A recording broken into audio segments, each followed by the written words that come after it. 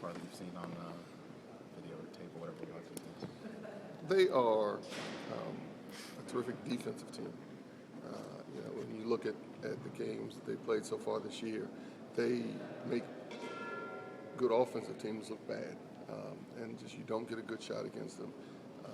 And so they're terrific at that end of the court. And then at the offensive end, they get what they want. They know the shots they want to get. They know who they want to, where they want to get them, and they've been very efficient at getting what they want, where they want at the offensive end. So, it's a tough game. They haven't lost down there in going on 2 years now, and so besides being a tough place to play, and besides being a tough team, it's clearly a tough place to play.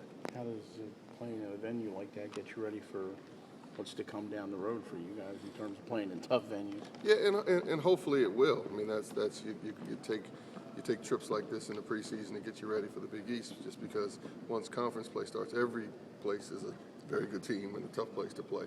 And so, hopefully we'll get used to, get a taste of an atmosphere that we're going to see often as the year progresses. John, what's the best way to generate points against a team that plays so stingy defensively? I don't know.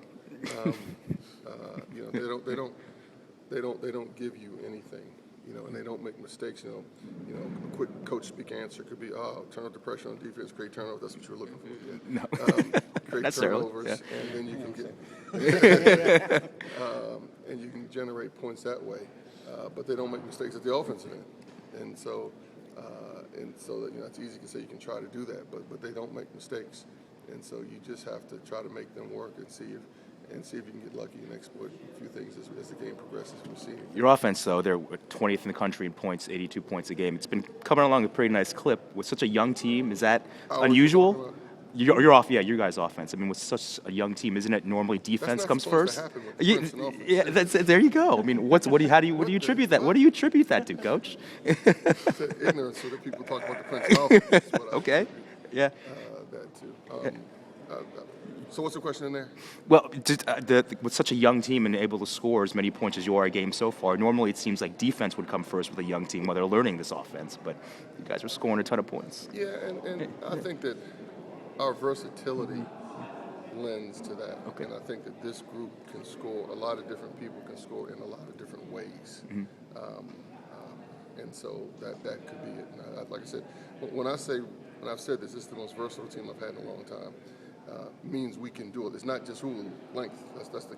I say that you guys write the word length, which is we do have that also. But we have pieces and players that can score inside, can score outside, can take you off the bounce.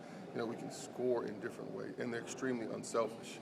And so you don't need one person making all the plays, either getting the baskets or scoring the baskets. You have multiple people that can contribute to both. And I think that's one reason why we've been scoring.